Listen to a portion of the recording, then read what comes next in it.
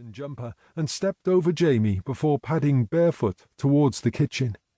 She pushed open the kitchen door, and 2 dogs jumped at her legs, their claws scraping at her as they furiously wagged their tails. "Get down," she commanded.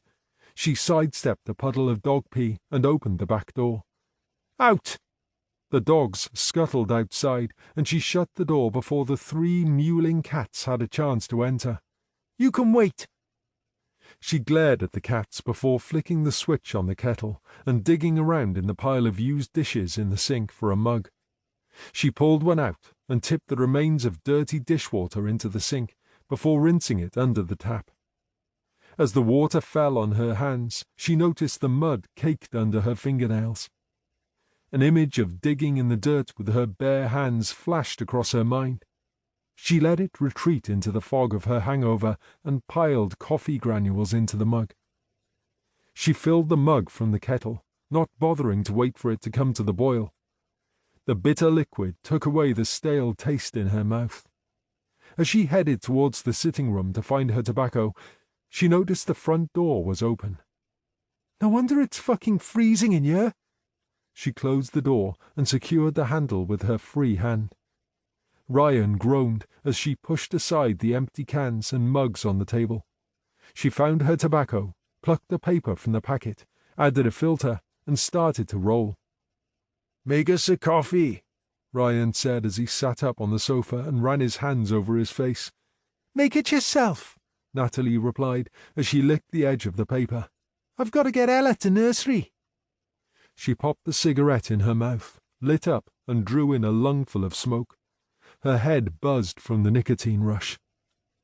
"What time is it?" Claire unfurled in the armchair. "Dunno." Natalie picked up her mobile phone from the table and hit the screen. "Fuck, it's nearly 11. It's too late to take Ella to nursery now." "Should have set your alarm, dozy bitch," Ryan said. "Yeah, well, she's usually screaming the place down by 8. How was I supposed to know she'd sleep in?" Natalie said. She took a drag of the roll-up. The thought of looking after Ella all day set a dark cloud over her mood. "Maybe I could take her in for the afternoon. I'll say I had an appointment this morning." The thought cheered her as she headed upstairs. The door to Ella's room was open, and as Natalie approached, she could see that the cot bars had been pulled down. She was sure she'd put the bar up when she'd put her to bed. "Ella?" Natalie approached the empty cot. "Little bugger has learned to pull down the bar and climb out," she thought. "Ella?" Natalie got down on her hands and knees and searched under the cot. Huffing, she got to her feet and searched the bedroom, then the bathroom, and into her own room. "Ella, where are you? Come on, we have to go to nursery." Anxiety prickled at her skin as she ran downstairs into the sitting room. "She's gone! Ella's not here!" "Huh?" Ryan sat on the sofa wearing only his jeans, ash from his cigarette falling on his bare chest. "She's not in her cot! She's not upstairs!" Panic raised Natalie's voice. "I'll go and look." Claire rose from the chair and headed out of the room. "Well, don't just fucking sit there!" Natalie shrieked at Ryan.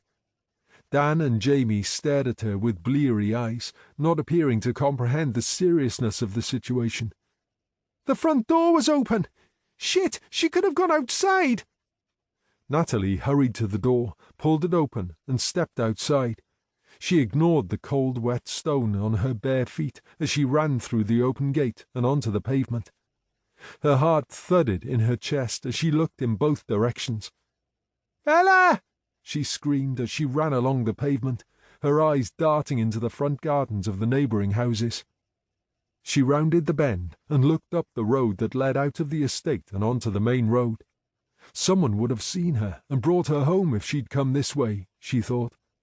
She turned and ran back towards the house, but stopped short as she passed the alleyway that ran between 2 houses and led into the woods that backed onto the estate.